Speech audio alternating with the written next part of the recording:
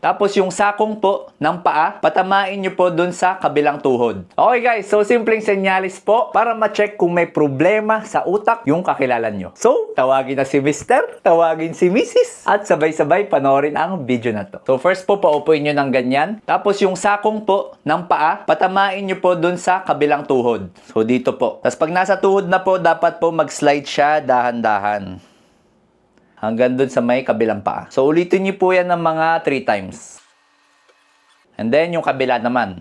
So, sakong, idikit sa tuhod, slide dahan-dahan pababa. So, sa brain po kasi natin, meron tayong tinatawag dyan na cerebellum. And ito yung responsible para makapaglakad tayo, para lagi tayo nakabalanse, at para makagalaw tayo ng maayos. Normally po, dapat smooth lang yung pag-slide ng paa pababa. Ngayon, kapag napansin nyo na parang nag-i-struggle, parang nahihirapan siya, or parang lumalagpas yung paa dun sa kanyang binte, posible po na baka may problema siya sa kanyang utak. Ngayon, kung meron pong kasamang pagsusuka, pagsakit ng ulo, o kaya yung parang lagi siya nahihilo, mas maganda po nagpapacheck na agad sa doktor.